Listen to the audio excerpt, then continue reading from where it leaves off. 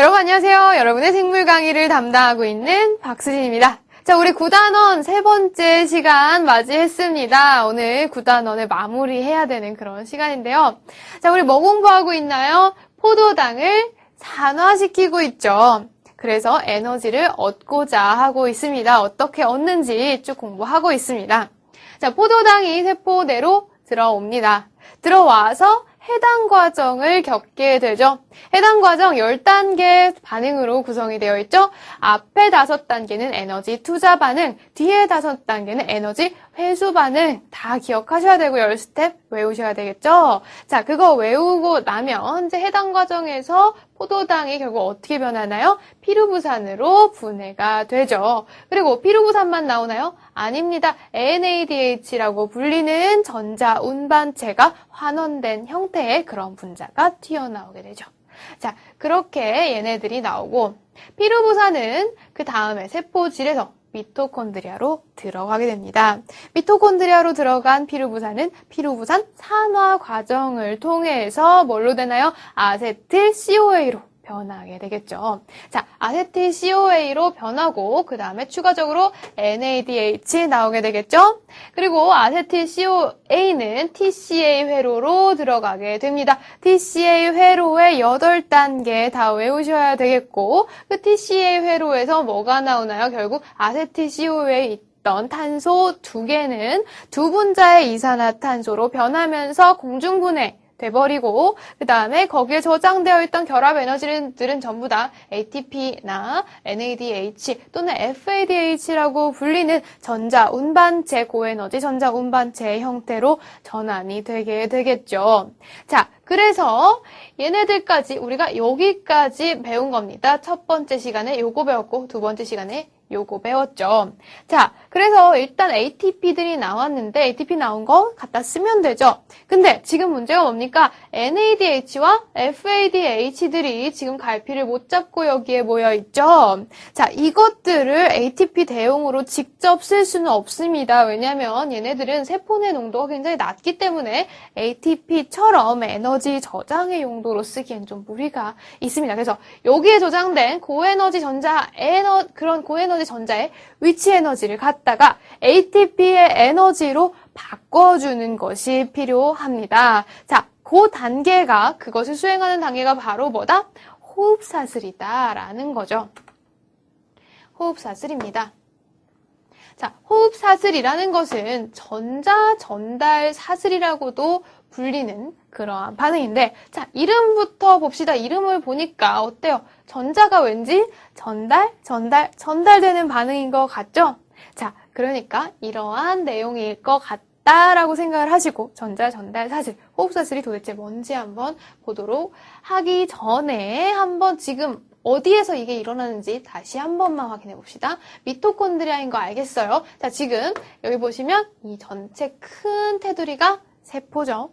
세포 안에 세포질에서 해당 과정이 일어나고 미토콘드리아로 넘어오면서 피루부산산화 TCA 회로 호흡사슬로 넘어가는 거죠. 근데 미토콘드리아는 이중막 구조로 되어 있죠. 자, 이중막 구조라고 하면 외막과 내막이 있다는 겁니다. 자, 여기 보시는 이 바깥쪽 파란 선이 외막을 표현하는 거고 안쪽에 있는 파란 선이 내막을 표현하고 있죠. 내막은 주름진 형태로 되어 있어서 크리스타라고 불리는 선반 구조를 형성한다라는 거 6단원에서 배운 바가 있죠. 자, 그래서 선반 구조를 형성하고 지금 이 핑크색으로 표시된 이 부분이 어디? 막사이 공간이라고 합니다. 자, 이 막사이 공간과 이 미토콘드리아 내부 기질, 매트릭스라고도 하는 이 부분을 넘나들면서 호흡사슬이 진행이 됩니다. 자, 보시면 어떻게 되나요? 이렇게 되면 지금 이게 뭔가요? 미토콘드리아의 내막이죠. 그리고 이 안쪽 여기가 기질입니다. 헷갈리지 않도록 써놓고 시작해 보도록 할까요? 자, 여기가 어디? 기질. 미토콘드리아 기질이고 그 다음에 여기 바깥이라고 하긴 좀 그렇지만 여기가 어디? 막사이 공간이죠. 이거 안 보이겠는데? 자, 다른 색으로 써볼까요? 막 사이 공간입니다.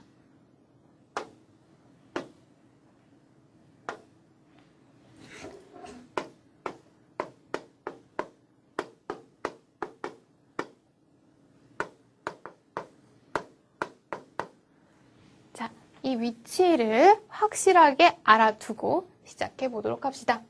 미토콘드리아 안에 지금 누가 있나요? NADH들이 쌓여 있겠죠? 어디로부터 왔어요? 해당 과정이랑 피루부산 산화, TCA 회로로부터 NADH 분자들이 생성이 되었고, 이제는 여기에 저장되어 있는 위치 에너지, 전자의 위치 에너지를 ATP 에너지로 바꿔줄 차례입니다. 그런데 바로 ATP로 그 에너지를 넘겨주는 것이 아니라 1차적으로 수소의 위치 에너지로 전환을 하게 됩니다. 무슨 말일까요, 도대체? 한번 따라가 봅시다.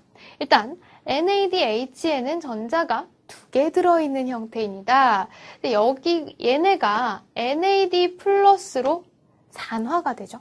산화가 되면서 전자 2개가 튀어나옵니다. 이렇게 뿅 하고 2개의 전자 이렇게 표시하죠, 전자가 튀어나와서 첫 번째로 미토콘드리아, 내막에서 발견되는 막단백질, 커다란 막단백질 복합체인 컴플렉스 1, 1번 복합체 단백질에 전달하게 됩니다. 자, 이제 멀리서 다시 한번 보면, 내막에 막단백질들이 많이 있군요. 1, 3, 4라고 하는 막단백질 거대 효소 복합체가 존재합니다. 2는 어디 갔어요? 2는 조금 이따가 말씀드리도록 하겠습니다. 일단 1, 3, 4를 기억하시고요. 자, 1으로 얘네가 넘어오게 되면 전자가 이제 1으로 왔죠. 이렇게 1으로 전자가 오면 1은 일단 전자를 받아서 환원됩니다. 그런데 환원된 상태로 전자를 영원히 자기가 먹는 게 아니라 바로 전달받은 전자를 주변에 존재하는 유비퀴논이라고 하는 분자에 전달하게 됩니다. 유비퀴논은 이름이 왜 유비퀴논이냐면 유비퀴토우스라는 어원에서 온 것으로서 아무데나 있다는 겁니다. 여기 되게 많은 그런 작은 분자예요. 지용성 분자로서 이렇게 인지질 이중층 사이를 자유롭게 떠돌아다닐 수 있는 그러한 분자고요. 걔한테 전자를 전달하고 Q는 다시 3번 복합체로 전자를 넘겨주게 됩니다. 3번 복합체는 환원되었다가 다시 산화되면서 시토크롬 C라고 하는 분자에 자기의 전자를 넘겨주게 됩니다. 시토크롬 C 또는 사이토크롬 C라고 부르게 됩니다. 사이토크롬이라는 말은 사이토 하면 세포라는 뜻이죠. 그리고 크롬은 색소를 의미하는 그런 말입니다. 그래서 굉장히 세포 연구의 초창기에서 세포에서 발견된 색소라는 뜻에서 사이토크롬 C라는 이름을 얻게 되었습니다. 아무튼 그러한 유래가 있는 분자에게 전자를 넘겨주게 되죠. 사이토크롬 C 또는 시토크롬 C는 다시 4번 복합체에게 자신의 전자를 전달해 주게 되고 4번 복합체는 마지막으로 자기가 받은 전자를 누구한테 주냐면 누구한테 주고 있죠? 산소. 여기 보이는 산소 분자에 전자를 전달해서 여기 주변에 놀고 있던 수소 이온들 2마리랑 산소 분자 반 개랑 합쳐서 누가 되냐? 물이 됩니다. 자, 우리가 호흡 과정이라는 것은 포도당을 산화시키는 과정이다라고 말씀을 드렸는데 이때까지 우리가 해당 과정, 피루부산 산화, TCA 회로하면서 산소 안 썼죠? 산소 어디서 쓰이나요? 마지막에. 여기서 쓰입니다. 여기서 쓰이는 게 굉장히 중요하고 역할을 다시 한번 음미해 볼까요? NADH로부터 나온 전자가 쭉 전자 전달이 되면서 얘한테 들어가고 있죠. 즉, 이 산소의 역할은 뭐다? 모든 포도당으로부터 생산된 그런 전자들이 최종적으로 들어간다 라고 해서 산소를 전자의 최종 데스티네이션, 그래서 최종 전자 수용체 분자라고 말을 합니다. 자, 이런 의미에서 산소가 매우 중요하다라고 생각하시면 되겠고, 어쨌든 호흡 사슬, 전자 전달 사슬은 이렇게 NADH로부터 컴플렉스 1, Q, 3, 사이토크롬 C, 4를 거치게 되는 일련의 반응인데, 아니 쓸데없이 이렇게 전자를 그냥 넘겨주고 무슨 수건 돌리기 하는 것도 아니고 이게 뭐 하는 일일까요? 자, 그냥 전자를 전달하기만 하는 것이 아니라 각각의 복합체들은 어떤 일을 하느냐면, 여기 지금 기질이죠. 기질에서 놀고 있는 이러한 수소들, 지금 이거 NADH 산화되면서 H+ 이런 거 막 나오잖아요. 여기 나오는 수소를 갖다가 막사이 공간으로 펌핑해줍니다. 막사이 공간으로 막 집어넣는 거죠. 자, 이런 일이 계속 일어납니다. 컴플렉스 3에서도 이런 일들이 일어나고 있죠. 4에서도 마찬가지로 놀고 있는 수소 이온을 이렇게 막사이 공간으로 자꾸만 펌핑해서 집어넣습니다. 자, 그러면은 어떻게 될까요? 어떻게 되긴요? 막사이 공간에 수소 이온이 계속 쌓이겠죠? 그러면 결국에는 기질보다 막사이 공간에 존재하는 수소 이온 농도가 더 높아질 테고, 그럼에도 불구하고 계속해서 이 컴플렉스 1, 3, 4는 어떻게 하나요? 계속 펌핑을 하겠죠. 자, 이걸 펌핑이라고 부르는 이유도 바로 거기에 있습니다. 얘는 일종의 능동수송이라고 할 수 있겠죠. 자, 뭐 1차 능동수송은 ATP 에너지 사용하고 2차 능동수송은 뭐 그걸 이용해서 하는 능동수송, 이런 거 배웠는데, 이거는 뭐 꼭 그런 분류에 넣기가 좀 애매합니다. 왜냐면 ATP 에너지를 직접 사용한다고 보기가 어렵긴 하지만, 그래도 어쨌든 NADH에 저장된 전자의 에너지라는 것을 직접 사용해서 뭔가를 능동수송하는 거니까 1차 능동수송이랑 비슷하다라고 생각하시면 되겠죠? 그래서 이런 고에너지 전자, 여기에 저장되어 있는 전자의 에너지를 갖다가 수소를 펌핑하는데 쓴다. 그러면 결국 NADH에 저장되어 있는 에너지는 어디로 가나요? 수소의 위치 에너지로 가겠죠. 자, 이게 핵심 내용이라고 할 수가 있습니다. 수소의 위치 에너지가 발생한다. NADH의 에너지를 수소 이온의 위치 에너지로 바꾸는 과정이 바로 전자 전달 과정이다라고 이해하시면 되겠습니다. 이게 핵심 내용이다. 라고 생각하시면 되고, 1, 3, 4 이런 것쯤은 쉽게 외울 수 있겠죠? 자, 여기에서 1, 3, 4가 있는데, 자, 1과 3와 4 사이에 빠진 게 뭐죠? 뭡니까? 2죠. 2는 어디에 있을까요? 우리가 여기서 생략을 했는데 쭉 한번 지우고서 생각을 해볼까요? 2는 어디에 쓰이는 녀석인고 하니, 2는 어디에 존재하느냐? 바로 이쯤에 존재를 합니다. 이쯤에 존재하는 녀석이 바로 누구냐? 2다라는 거고요. 컴플렉스 2가 여기에 존재를 하는데, 얘는 뭐 하는 애냐? 일단 NADH로부터 나온 전자는 2를 거치지 않습니다. 하지만 어디로부터 나온 전자? 바로 FADH라는 녀석. 우리 TCA 사이클에서 얘가 나왔었죠? 자, 얘로부터 전자가 나오면 원으로 들어가지 못합니다. 원은 이름 자체가 NADH를 산화시키는 효소이기 때문에 얘는 NADH만, 그리고 FADH는 어디로? 2로만 들어갈 수 있는 거죠. 이렇게.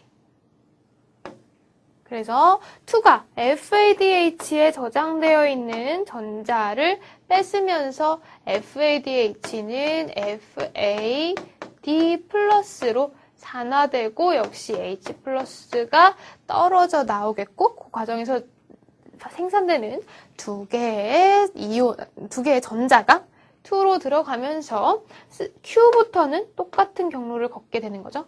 2에서 Q로 전자가 전달, 그 다음에 3로 전달, 시토크롬 C로 전달, 4로 전달, 그 다음에 산소로 전달해서 물 분자를 생성하는 것입니다. 그래서 이렇게 FADH와 NADH가 전자를 내어놓는 경로가 살짝 다르다. 그 시작 컴플렉스가 다르다라는 점 기억하시면 되겠고, 여기서 추가적으로 기억하셔야 될 것, 컴플렉스 1, 3, 4는 전부 다 뭐를 할 수 있었냐? 바로 펌핑 할 수 있는 애들이었는데, 2는 할 수 있어요, 없어요? 못합니다. 그래서 NADH가 한 분자 분해가 되면서 어떻게? 수소를 3번 펌핑했는데 FADH라는 녀석은 수소를 지나가는 경로에서 2번밖에 펌핑하지 못하죠. 즉, 이 말인즉슨 NADH는 더 보다 많은 수소의 위치 에너지로 전환될 수 있고 FADH는 NADH보다 그러한 포텐셜이 더 적다라고 생각하시면 되겠죠. 자, 여기까지 호흡 사슬에 대한 내용이었습니다. 굉장히 중요한 내용이라고 할 수 있습니다. 확실하게 이 그림 외우셔야 되겠고, 이 그림 우리 캠벨 책에도 아주 자세하게 나와 있습니다. 이 175페이지의 그림 9-15번에 보면은 자세히 나와 있고요. 한번 참고해 보시고 스스로 안 보고 빈종에 그림 그려 보시면서 외우는 게 굉장히 효과적이라고 말씀을 드립니다. 자, 이렇게 해서 발생된 수소의 위치 에너지를 우리는 특별히 양성자 구동력이라는 표현을 사용합니다. 양성자 구동력, 영어로는 Proton Motive Force라고 해서 PMF라고 많이 얘기를 하는데, 양성자 구동력, 너무 이게 한글이 길죠? 몇 글자? 6글자나 되잖아요? 네, 그럴 것보다 PMF 간단하니까 쓰기도 쉽고 PMF라고 얘기를 드리도록 하겠습니다. 이제 2가지 용어 다 잘 알아두셔야 되겠고요. 자, 얘는 일단 쉽게 생각하면 수소 이온이 막사의 공간에 많이 축적되어서 생기는 그러한 위치 에너지를 뜻하는데, 이제 일단 어떤 화학종이 많이 축적되게 되면은 어떻게 되나요? 걔네가 화학적으로도 농도가 높으니까 위치 에너지가 많다라고 할 수가 있겠고, 그 다음에 수소이온은 단순한 화학종이라고 하기보다는 어때요? 이온이죠. 화학종이기 이전에 전하를 띠고 있는 입자입니다. 그런 전하를 띠고 있는 입자가 어떠한 공간에 많이 축적되면 어때요? 그 공간의 전위가 달라지게 되겠죠? 그래서 양이온이, 수소이온은 양이온이니까 양이온이 막 축적이 되다 보면은 결국에는 수소이온들끼리 반발을 하게 되겠죠. 그러한 2가지 효과. 화학적으로도 얘네들은 농도가 너무 높아서 같이 있기 싫고, 전기적으로도 서로 반발하니까 같이 있기 싫어요. 그렇게 서로 같이 있기 싫은 애들을 어디다? 막사의 공간에다가 막 밀어넣는 거잖아요. 그러다 보면 위치 에너지가 굉장히 많이 생기겠죠. 그냥 수소 이온이 아니라 일반적인 전하가 없는 일반적인 화학 물질을 쌓아놓는 것보다 수소 이온이기 때문에 더 많은 그런 구동력이 생긴다. 그러니까 위치 에너지가 굉장히 효율적으로 저장될 수 있다라고 하는 것이 양성자 구동력이라는 것입니다.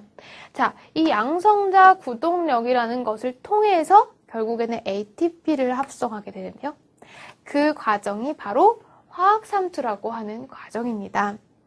자, 화학삼투는 뭐 여기 써 있는 것처럼 에너지 짝물림 기작이라고 하는데, 자, 우리 계속 봤잖아요. 보면은 이렇게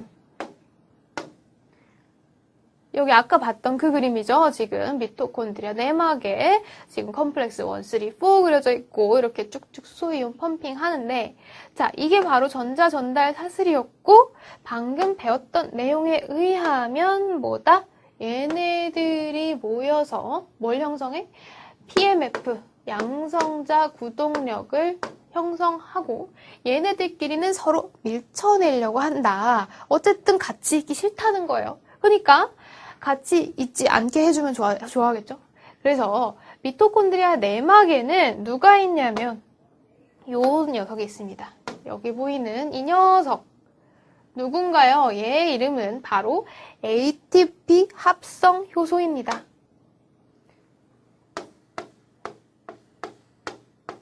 ATP 합성 효소.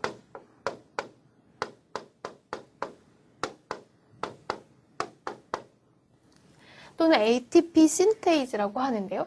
얘가 어떻게 ATP를 만드냐면 여기에 굉장히 많이 존재하는 수소이온이 막 많이 존재를 하고 있는데 얘를 기질, 미토콘드리아 기질 또는 매트릭스라고 불리는 분액으로 쫙 통과를 시켜줍니다. 그러니까 얘는 어떻게 생각하면 이온 통로라고 할 수 있겠죠? 이온 통로를 통해서 얘가 슉 이동을 하면 이 녀석은 신난다 하고 슉 릴리즈가 되겠죠. 그러니까 막 뭉쳐 있다가 확 릴리즈 되면서 에너지를, 자기가 갖고 있던 위치 에너지를 방출하게 됩니다. 어떻게 생각하면 쉽나요? 공이 높은 곳에 있다가 낮은 곳으로 떨어지고 있죠? 공의 위치 에너지 감소합니다. 그 감소한 위치 에너지를 어떻게 누군가에게 전달해야 되겠죠? 공은 떨어지면서 감소한 위치 에너지가 운동 에너지로 전환이 되죠. 그래서 공의 속도가 축 증가하는 거 물리에서 기본적으로 굉장히 다 배우셨을 거라고 생각하는데 여기에서는 얘는 운동 에너지를 가진다기보다는 얘가 릴리즈가 되면서 그 위치 에너지 감소분이 ATP로 전환되는 거죠. ADP와 자유인산기를 결합시켜서 ATP를 합성하게 되는 그러한 효소입니다. 이 ATP 합성 효소는 실제로 굉장히 재미있게 작용을 하는데 얘가 수소 이온이 한 분자가 슉 나가면서 얘가 이렇게 돕니다. 실제로 이렇게 쫙 돌면서 뭔가 물리적인 힘을 통해서 ATP를 합성을 하게 되는 그러한 효소라고 합니다. 얘의 구성을 자세히 살펴보면 얘는 이렇게 이온 통로처럼 구성되어 있는 이런 통로, 기둥형 구조와 실제로 ATP를 합성하는 그런 부분이라고 할 수 있는 이러한 머리 부분, 두 부분으로 나눠볼 수 있는 거대한 효소라고 생각하시면 되고 바로 요 기작, PMF로부터 ATP를 합성하는 요 부분의 기작을 갖다가 우리가 뭐라고 부르냐? 화학 삼투라고 부르는 거죠. 오케이? 화학 삼투입니다. 그래서 우리가 요약을 해보면 결국에는 어떻게 했느냐.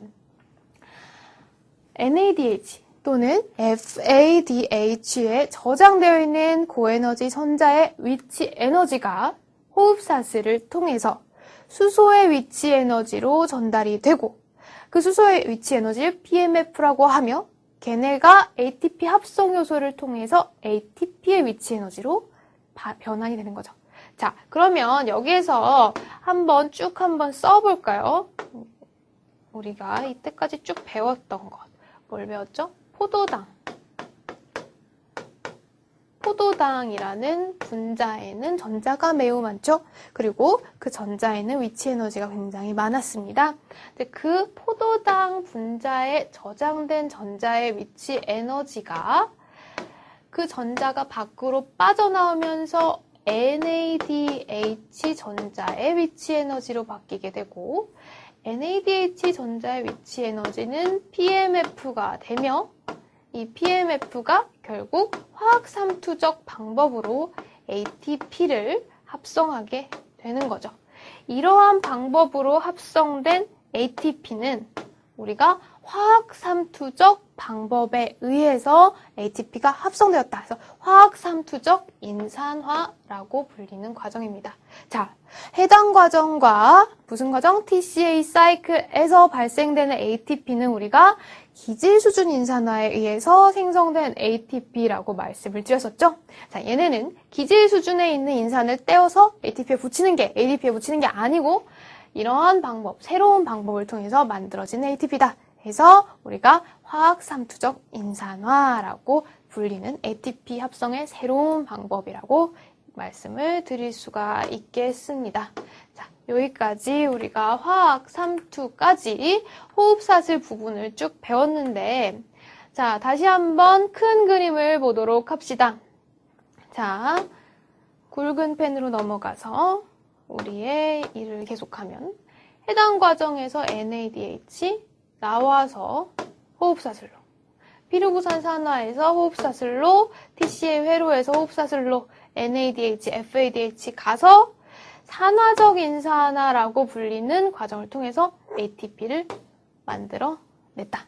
그리고 나머지 이 과정에서는 기질 수준 인산화를 통해서 ATP 생성했다. 결국 우리가 얻고자 하는 건 뭐? 포도당을 산화시켜서 ATP를 얻게 된다라는 내용이죠. 자, 이 그림 굉장히 중요합니다. 혼자서도 그리는 연습해 보셔야 되겠고요. 자, 그래서 이렇게 합성된 ATP, 우리가 원하고 원하던 ATP를 만들어 냈는데, 자, ATP, 그래서 이게 포도당으로부터 만들어낸 ATP 몇 개나 되는지 궁금하지 않나요? 계산해 볼까요? 얼마나 되나? 포도당 한 분자를 세포에 탁 넣으면 그것이 해당 과정, 피루부산 산화, TCA 회로 호흡셋을 거치면서 몇 개의 ATP로 변하는지 계산을 이런 식으로 하면 되겠죠. 해당 과정에서 기질 수준 인산화에 의해서 두 분자의 ATP 만들어집니다. 그렇죠? 그리고 두 분자의 NADH가 만들어져서 결국 호흡사슬로 가겠죠. 피루부산 산화를 통해서 두 분자의 NADH 만들어지고 ATP는 안 나오죠. 피루부산이 아세틸CO에 산화된 다음에 TCA 사이클로 넘어가면 여기에서 포도당 한 분자당입니다. 2개의 ATP 나오고 NADH 6개, 2개의 FADH 나오죠. 피루부산 TCA 사이클 한 번은 요거를 반으로 나눠야 되고 지금은 포도당 한 분자당을 생각하고 있으니까 계산을 잘 해주셔야 됩니다.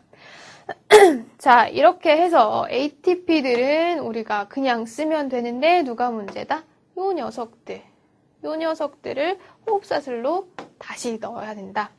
총 NADH 10개 그리고 FADH는 2개가 나오는데, 자, NADH가 하나가 산화가 될 때 결국 PMF를 형성해서 ATP를 몇 개나 만드냐면 계산을 해보면 2.5개의 ATP를 만든다고 합니다. NADH 하나당.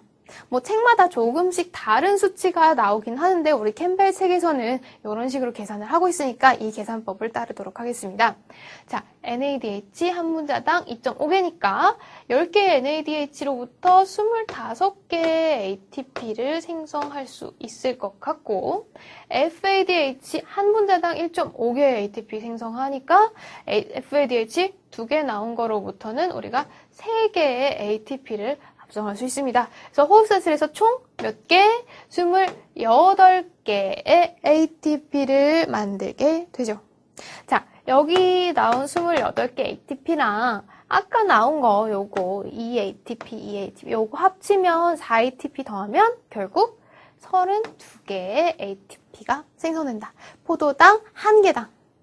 그래서 포도당 한 분자당 ATP 32분자라는 결론을 내릴 수 있겠습니다. 자, 이 계산법 조금만 신경 쓰면 되게 어려운 거 아니죠? 그러니까 스스로 한번 계산해 볼 수 있도록 해보고요.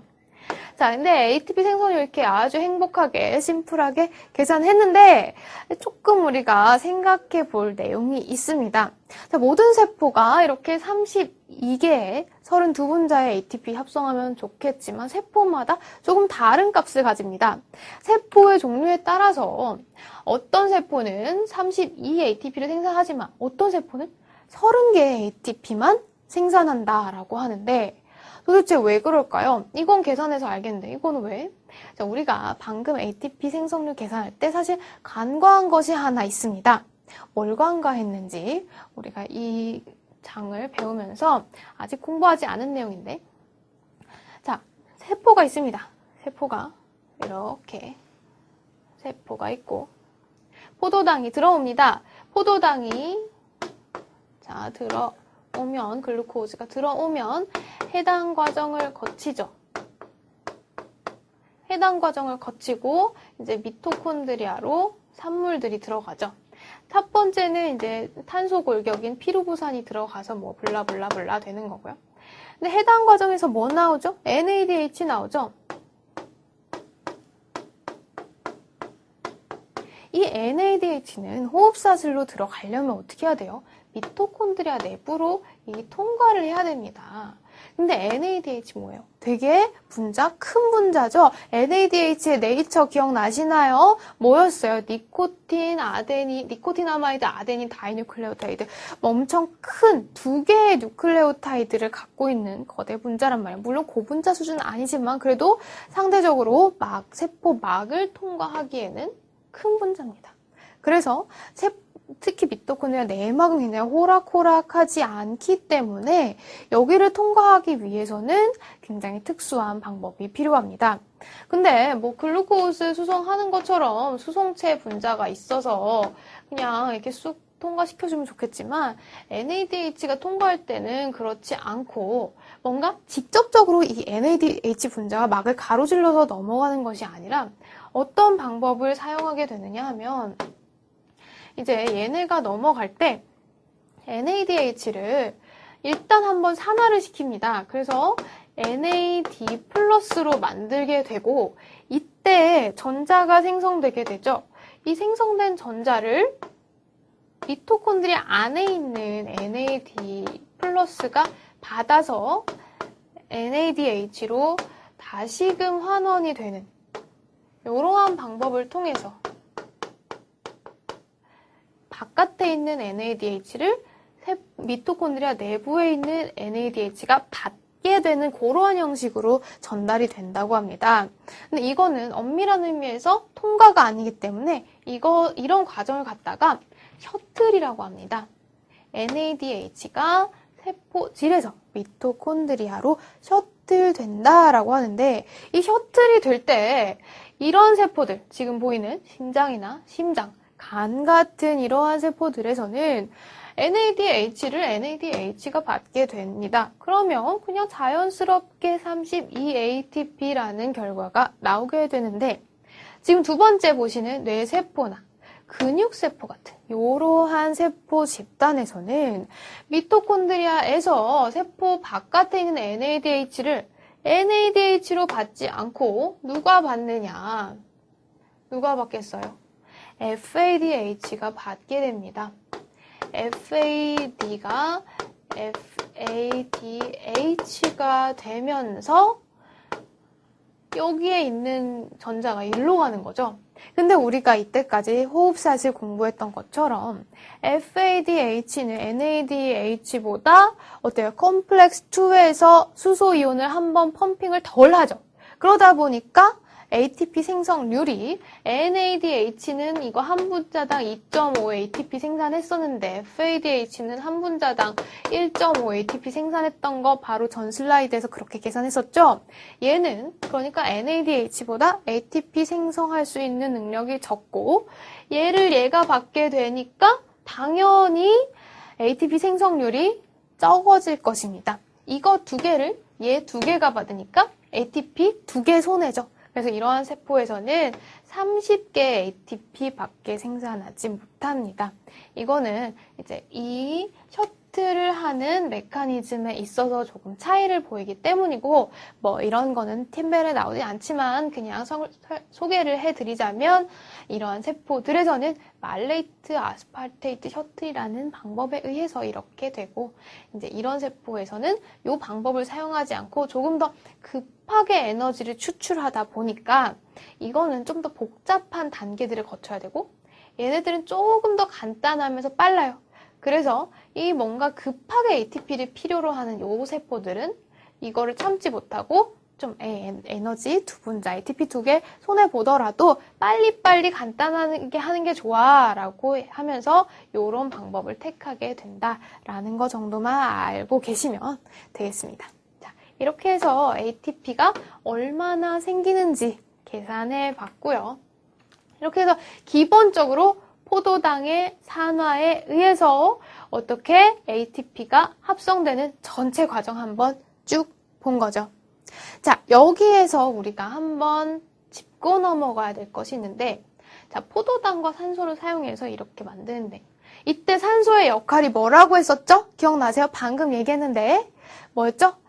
전자의 최종 수용체였죠? 최종 전자 수용체라고 말씀을 드렸습니다. 그러면 산소가 만약에 없으면 어떻게 될까요? 산소가 없다면 호흡사슬이 진행이 안 되겠죠. 왜냐하면 산소가 없으면 전자를 버릴 쓰레기통이 없는 거잖아요. 그러면 호흡사슬에 존재하는 모든 그러한 복합체들, 컴플렉스 1, 2, 3, 4, 그리고 Q라든지 사이토크롬 C 같은 것들도 다 환원된 상태로 존재할 거고 더 이상 NADH나 FADH가 자신의 전달해 줄 수 있는 곳이 없어집니다. 그런 걸 포화되었다고 부르게 되고요. 그러다 보면 호흡사슬 정지됩니다. 호흡사슬은 물론 NADH에서 나온 전자를 전달해서 뭐 이렇게 ATP를 만든다라는 의미도 있지만 중요한 기전 중에 하나는 NADH를 다시 NAD 플러스로 되돌려준다는 겁니다. NAD 플러스나 NADH는 세포 내의 농도가 굉장히 적기 때문에 이거를 빨리빨리 회수하지 않으면 세포 내에 NADH만 잔뜩 있으면 NAD 플러스는 없습니다. 그게 없으면 TCA 사이클이 못 돌아갑니다. 왜냐하면 TCA 사이클은 NAD 플러스를 써서 NADH로 바꿔주는 거죠. 근데 NAD 플러스가 없으면 반응이 진행이 안 되겠죠. TCA에서 전자를 받아줄 그런 운반체가 없어져 버리는 거니까요. 그러니까 산소 없으면 호흡사슬 정지하고 그 다음에 TCA 사이클 정지하겠죠. 당연히 그렇게 되면서 산소 호흡 과정에 문제가 생기게 됩니다. 그렇지만 산소 없는 무산소 조건에서도 살아가는 생명체들이 있죠. 그러한 생명체는 어떻게 살아가는 걸까요? 그냥 해당 과정만 하는 거죠. 해당 과정에서는 딱히 그렇게 산소가 엄청 많이 필요하지 않고 거기서 사용하게 되는 NAD도 굉장히 적죠. 자, 어때요? TCA 사이클은 뭐예요? 포도당 한 분자당 NADH를 6개, FADH는 2개나 필요로 하는데 해당 과정은 포도당 한 분자당 NAD 플러스 2개만 필요로 하죠. 그렇기 때문에 상대적으로 해당 과정은 그래도 어느 정도 돌아갈 수 있습니다. 산소가 없어도. 그래서 해당 과정으로부터 나오는 2분자의 ATP, 그것만 가지고서라도 살아가겠다. 뭐 32분자 만들다가 2분자 만들면 뭐 어떻게 살아가나 싶겠지만 그래도 그거라도 못 만드는 것보다는 나으니까요. 그러죠? 그래서 그렇게 하는데 근데 어쨌든 간 NAD 플러스가 해당 과정에서 요구가 된다는 거죠. 그럼 어떻게 하냐는 거예요. 자, NAD 플러스의 요구량을 충전시켜주는 반응. 그것이 바로 우리가 소위 얘기하는 발효라는 과정이라고 할 수가 있습니다. 발효는 해당 과정 이후에 보이는 NAD 플러스를 재생을 하고자 하는 그런 재생 반응을 발효라고 하는데 발효는 크게 2가지가 있습니다. 알코올 발효와 젖산 발효라고 얘기를 할 수가 있겠는데 일단 알코올 발효부터 보죠. 이제 포도당이 어떻게 해당 과정을 거쳐서 피루부산이 됩니다. 피루부산이 되고 나면 이제 여기서 끝이죠. 그래서 여기에서 뭐 나와요? ATP 2개 나오죠. 이렇게 2분자의 ATP가 나오고 이걸로 먹고 산다는 건데 이 과정에서 뭐가 필요합니까? NAD가 필요하죠. NAD 플러스가 필요합니다. 자, NAD 플러스가 해당 과정을 겪으면서 산화돼서 뭐가 되죠? NADH가 되죠. 자, 그런데 뭐였죠? 이 발효 과정에서는 뭐가 없었어요? 산소가 없었죠? 그래서 NADH를 NAD 플러스로 돌릴 수 있는 기작이 없습니다. 그렇지만 여전히 NAD 플러스는 계속 소모되고 있기 때문에 얘를 이렇게 재생해주는 재생 반응이 필요한 거고 이 재생 반응을 진행해주는 게 바로 요 과정. 이거죠? 이거를 우리가 발효라고 부르는 겁니다. 이 발효가 진행되면서 NADH에서 NAD 플러스로 재생시켜 줄 수 있다라는 거고 이 피루부산 여기서부터죠. 피루부산을 발효하는 과정에서 최종 생성물이 뭔가요? 에탄올, 우리가 좋아하는 에탄올이 나옵니다. 그래서 이제 뭐 여러 가지 맥주라든지 이런 거 만들 때 맥주 알코올 발효를 수행하는 세포, 예를 들면 대표적인 효모세포가 있겠죠. 효모세포를 넣고 그리고 이런 글루코스의 공급원, 보리 같은 거, 그런 거 보리와 효모를 섞어서 산소를 주지 않은 조건에서 적당한 온도에서 이렇게 놔두면 효모들이 이런 발효를 하기 때문에 보리가 술이 되는 거죠. 맥주가 되는 겁니다. 그럼 우리가 굉장히 맛있게 이제 마실 수가 있는데 맥주는 톡 쏘잖아요. 탄산이 있다는 건데 왜 탄산이 있나요? 이 바로 알코올 발효 같은 경우에는 이 피루부산을 알코올로 바꾸는 과정에서 뭐가 빠져나오죠? CO2가 한 분자 빠져나옵니다. CO2가 이런 식으로 빠져나오다 보니까 얘가 주변에 존재하는 물 속에 녹아서 탄산의 형태가 되고 우리가 좋아하는 톡 쏘는 시원한 맥주가 되는 거죠. 바로 이것이 알코올 발효의 메커니즘입니다. 별로 어렵지 않죠. 두 가지 반응을 거치면서 피루부산이 알코올로 변하게 된다라는 거고요. 두 번째 발효는 젖산 발효입니다. 똑같습니다. 해당 과정을 겪으면서 NAD 플러스가 어떻게 NADH로 바뀌게 되고 플러스가 NADH로 바뀌죠. 이렇게 바뀌는 과정이 일어나고 얘가 계속 부족하죠. 그렇기 때문에 피루부산을 좀 더 프로세스를 하면서 NADH를 NAD 플러스로 다시 만들어 주게 된다. 아까 알코올 발효에서 봤던 것처럼 바로 이 과정을 갖다가 발효라고 한다. 이 발효 과정에서 나타나는 최종 생성물이 뭡니까? 젖산이죠. 락테이트, 락틱애시드, 젖산입니다. 그래서 젖산 발효는 그냥 피루부산을 젖산으로 바꿔주면서 일어난다. 자, 젖산은 우리가 어디에서 하죠? 김치에 들어있죠? 김치가 새콤하게 숙성되죠? 바로 그 새콤한 이유는 김치에 젖산균이 무산소 조건에서 김치를 막 이렇게 장독대에 묻어서 이렇게 파묻어 놓잖아요. 그러면 산소가 잘 공급이 안 될 거고, 젖산균이 무산소 조건 하에서 이런 무산소 호흡, 즉 발효를 수행을 하다 보니까 젖산이 생성되고, 이 결과 물질로서 새콤한 맛있는 김치가 만들어지는 거죠. 자, 이렇게 해서 두 가지 종류의 발효를 봤는데, 이제 효모는 알코올 발효, 이제 젖산균은 젖산 발효라는 것을 하는데, 이제 다른 수많은 생물체들이 있고 제각기 발효 메커니즘이 굉장히 다양하게 많이 존재합니다. 한데 우리가 알코올, 젖산 같은 거는 되게 우리 몸에 유용하고 좋아하는 그런 물질들이죠. 그래서 좋게 말해서 발효라고 하는 거고, 이제 최종 생성물이 그렇게 좋은 물질이 아니라 좀 냄새가 난다, 부패한 것 같다 라고 하면 발효가 아니라 부패라고 하는 겁니다. 똑같이 무산소 조건에서 일어나는 그러한 세포 호흡인데도 불구하고 이제 우리 인간의 기준에 맞춰서 좋은 거는 발효, 안 좋은 거는 부패라고 이제 쓰게 되는 용어를 볼 수가 있는 거죠.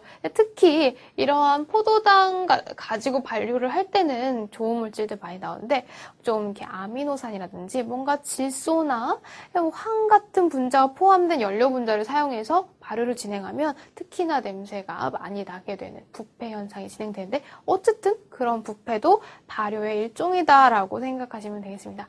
그리고 젖산 발효는 뭐 젖산균만 하는 건 아닙니다. 이제 우리 몸에서도 젖산 발효를 할 수가 있는데, 그 예는 바로 근육에서 젖산 발효를 할 수 있습니다. 이게 굉장히 놀라운 사실이죠. 우리 몸은 산소호흡만 할 줄 알았는데, 그죠? 자, 산소호흡을 기본적으로 합니다. 근데 우리가 격심한 운동을 하게 되면 근육이 굉장히 많이 수축을 하게 되죠. 근데 근육이 산소호흡을 하려면, 근육세포가 산소호흡을 통해서 포도당을 ATP로 바꾸려면 어떻게 혈관으로부터 산소를 공급받아야 합니다. 적혈구로부터, 그죠? 그런데 운동을 하면서 이렇게 근육을 많이 수축을 하게 되면 그 근육이 수축함에 따라서 근육에 쫙 분포되어 있는 그 모세혈관을 눌러서 압박하게 됩니다. 그러면 모세혈관이 눌리면 거기로 혈액이 통하지 못하게 되고, 혈액이 통하지가 못하면 혈액으로부터 산소를 공급받을 수 없겠죠. 누가? 근육세포가. 그러면 무산소 조건에 처하게 되는 겁니다. 굉장히 아이러니하죠. 운동하면 에너지 필요한데 그러다 보니까 산소를 공급받지 못한다. 어쩔 수 없는 현상입니다. 그러다 보니까 근육도 무산소 호흡을 해야 되겠죠. 어쨌든 에너지 써야 되니까요. 그래서 무산소 호흡 진행하다 보니까 젖산 발효하게 되고, 이렇게 근육 속에 젖산이라고 하는 물질이 축적이 되면서 나중에 근육 운동을 너무 갑자기 막 심하게 하면은 준비되지 않은 상태에서 그렇게 하면 젖산이 막 축적되면서 이제 근육이 약간 붓게 되고 스웰링 되고 통증이 찾아오게 됩니다. 그게 바로 근육통의 원인 중에 하나라고 생각되는 메커니즘이고요. 자, 이렇게 젖산 발효하게 됩니다. 자, 우리 몸이 알코올 발효하지 않는 거를 조금 다행으로 여겨야 합니다. 왜냐하면 근육이 무산소 호흡을 해서 젖산이 아니라 알코올을 생성하면 운동하면 취하겠죠. 혈액 속에 알코올이 늘어나니까. 그러면 안 되겠죠. 자, 그래서 알코올 발효, 사람은 알코올 발효 못합니다. 대신에 젖산 발효하는 효소 존재하기 때문에 젖산 발효 인간도 할 수 있다. 오케이? 이렇게 알아두시면 되고요. 자, 이렇게 발효까지 어떤 포도당이라고 하는 연료 분자를 이용해서 호흡을 진행하는 방법들을 배웠는데, 이렇게 호흡을 진행함에 있어서 언제나 항상 ATP를 막 만들어내야 되는 거 아니잖아요. 필요 없을 때도 있어요. 근데 근육, 예를 들어 근육입니다. 근육이 내가 일하지 않고 그냥 가만히 쉬고 있는다 라고 했을 때 뭐 열심히 ATP 만들 필요 있나요? 그냥 적당히만 만들면 되죠. 근데 ATP가 충분할 때는 이제 세포호흡 천천히 해라 라고 말을 할 수 있는 거고, ATP가 많이 필요할 때 지금 세포에 굉장히 어떨 때 ATP가 부족할 때, 굉장히 부족할 때는 이제 그 세포호흡을 빨리 촉진해라 라고 하는 그런 신호를 보낼 수가 있는 겁니다. 그게 바로 조절 과정이죠. 언제나 생명 현상에는 조절 과정이 필요합니다. 조절이 돼야지만 진정한 의미의 생명 현상이라고 할 수 있겠죠. 조절이 되지 않는 거는 그냥 맹목적인 화학 반응에 불과합니다. 자, 어떻게 조절하나요? 굉장히 이제 직관적으로 생각할 수 있습니다. 세포의 필요에 따라서 속도를 조절하는 거죠. 물론 우리가 배운 세포호흡의 과정, 해당 과정, 그리고 TCA 회로 이런 호흡사들 모두 다 속도를 조절하는 메커니즘 갖고 있지만, 우리가 요 수준에서, 우리가 배우는 수준에서 알아둬야 될 거는 해당 과정의 속도를 조절할 수 있다. 뭐에 따라 조절이 되냐? 일단 가장 쉽게 생각할 수 있는 게 ATP의 농도입니다. ATP가 세포 내에 충분한 농도로 존재하게 되면 해당 과정 빨리 가면 낭비죠. 나의 귀중한 포도당을 쓸데없이 분해하는 그러한 결과가 될 것입니다.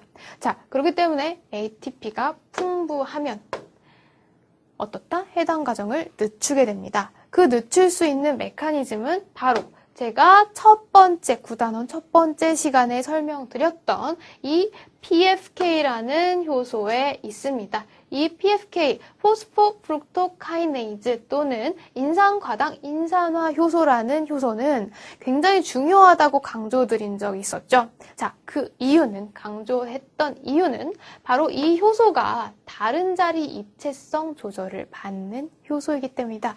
다른 자리 입체성 효소 8단원에서 배웠었죠. 굉장히 중요한 내용입니다. 얘는 이 인산과당과 반응하는 활성 자리가 있지만 다른 자리에 이런 친구들과 결합할 수 있습니다. 그래서 특히나 방금 말씀드렸던 ATP 같은 이 녀석이 풍부하면 이 녀석이 PFK에 붙겠죠. 다른 자리에. 그러면서 활성 부위의 모양을 변화를 시켜주고, 그렇게 되면서 이 반응 F6P에서 F16BP로 이렇게 인산기 하나를 붙여주는 반응을 억제할 수 있게 되는 겁니다. 자, 에너지 충분하니까 그만해라 이러는 거죠. 자, ATP가 많으면 그렇다. 대신에 ATP가 적고 세포 내 AMP가 많다. 그러면 이 말인즉슨 ATP가 부족하고 AMP가 많다. 세포의 에너지가 부족하다라는 얘기겠죠? 그러니까 해당 과정을 빨리빨리 진행해서 에너지를 빨리 만들어라 하는 신호로 작용하는 그런 물질이라고 생각할 수 있겠죠? 그러니까 AMP는 PFK에 다른 자리 입체성 조절 인자로 작용을 해서 PFK를 활성화시켜 줄 수 있는 거죠. 비단 ATP나 AMP 말고도 이러한 다른 여러 가지 인자들이 작용할 수 있습니다. 자, 여기 보이는 F26BP는 우리 수준에선 배우지 않는 내용이니까 지우고요.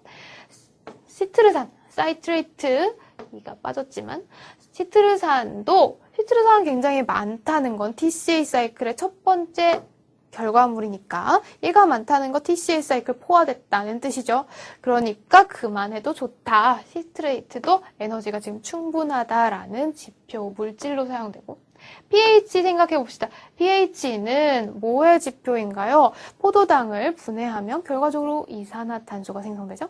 그리고 우리 몸의 70%는 물로 이루어져 있기 때문에 이산화탄소가 물에 녹아서 뭐가 되죠? 탄산이 되죠. 탄산입니다. 산이 나오니까 pH가 어떻게 내려가죠? pH가 내려가는 거에 반응해서 그러니까 에너지 포도당 많이 분해하면 pH가 뚝 떨어지는 거. 그리고 그거에 반응해서 PFK가 활성이 감소됩니다. 이거는 다른 자리 입체성이라고 보기 힘들죠. 왜? pH는 어떤 조절 물질이 아니라 국소적인 환경을 변화시켜주는 거죠. 우리 8단에서 했던 거 다 기억나실 겁니다. 세포마다, 효소마다 자신의 최적 pH, 최적 온도라는 게 존재하고 이렇게 pH 변하면 그런 최적 활성을 가지게 하는 국소 환경의 조건에서 벗어나는 거니까 활성이 떨어질 수 있겠죠. 자, 이런 식으로 우리가 간단하게 하나의 효소에서만 이해를 해봤지만 어쨌든 간에 이러한 세포 호흡 속도를 적당히 조절할 수 있었다라는 거고 조금 더 나아가서 발효를 한번 이해를 해보면 발효는 해당 과정 ATP 달랑 2개 가지고 진행되는 반응이죠. 그거 갖고 어떻게 살겠어요? 솔직히 원래 32ATP에서 살아가던 세포가 2ATP만 얻고 살아가는 건 좀 무리가 있죠. 그렇기 때문에 그렇게 세포 내에 에너지가 막 부족해요. 해당 과정밖에 안 가요. 발효 일어나면. 그러면 이렇게 AMP 효과 때문에 PFK가 활성화가 최대로 일어나게 되고 평소에 산소호흡을 진행할 때보다 해당 과정의 속도가 굉장히 약 10배 정도 빨라진다고 합니다. 그러면 이제 EATP만 만들지만 빨리빨리 진행되니까 단위 시간당 한 20ATP 정도 만드는 효과라고 생각할 수 있겠죠. 자, 그러면 이제 어느 정도 발효만으로도 살아갈 수 있겠구나라고 짐작할 수 있을 것입니다. 그러한 내용 이제 정리해서 의미를 파악해 보시길 바라겠고요. 자, 마지막으로 기타 연료 보도록 하겠습니다. 자, 우리가 포도당을 갖다가 산화시켜서 에너지를 뽑아내는 과정에 대해서 그 하나하나 자세한 단계에 대해서 쭉 공부를 했는데 우리가 이때까지 계속해서 연료 분자 3대 에너지원 해서 탄단지 이렇게 외웠었죠. 자, 탄수화물에 해당하는 게 포도당입니다. 물론 포도당 말고 여러 가지 있지만 포도당 배웠는데 이제 단백질, 지방도 여전히 중요한 에너지원이라고 말할 수가 있겠죠. 자, 그렇다면 걔네들을 어떻게 사용할까요? 에너지원으로서? 자, 뭐 자세한 내용까지는 우리가 외울 필요는 없겠지만 대략적으로 생각을 했을 때 보면 이렇게 우리가 이때까지 했던 반응을 쭉 요약해서 적어보면 글루코즈가 있고 해당 과정과 같은 선형 반응이 진행이 되고 그 이후에 TCA 회로가 찌그러졌네요. TCA 회로가 진행이 되겠죠. 이렇게. 그리고 여기서부터 탄소 골격은 이걸로 다 쓴 거고 NADH 뽑아 나오면서 호흡사슬 진행하는 건데 어쨌든 이렇게 생각을 하면 이게 포도당이라는 고급 연료를 사용해서 진행되는 메인스트림이다 라고 생각을 하면 이제 여기에 이제 곁다리 연료가 들어오는 거죠. 아미노산 같은, 아미노산도 여전히 에너지원인데 아미노산은 이제 아미노산 기본 구조 기억나시죠? 다 외우고 계셔야 돼요. 중심탄소, 알파탄소가 있으면 여기 4개가 결합하는데 하나는 수소고 하나는 COOH고 하나는 NH2였잖아요. NH2, 그 다음에 여기는 R그룹 왔었고요. 그래서 아미노산이었는데 이 아미노기만 떼면은 결국에는 탄소 골격으로 이루어진 뭐예요? 이제 다당류가 아니죠. 단당류의 일종으로 볼 수가 있겠죠. 그래서 얘네들이 아미노산 떼고 이 골격, 탄소 골격이 이 안으로 들어올 수 있습니다. 그래서 여러 아미노산이 이렇게 해당 과정의 중간 경로로도 이렇게 쭉쭉 들어올 수 있고요. 특히 알라닌 같은 그러한 아미노산 같은 거 피루부산과 굉장히 유사하게 생겼습니다. 피루부산 들어올 수 있고 그다음에 뭐 아세틸 COA로 들어올 수 있고 아니면 TCA 사이클로 직접 들어올 수도 있습니다. 어쨌든 메인스트림으로 합류한다 이거죠. 아미노산이.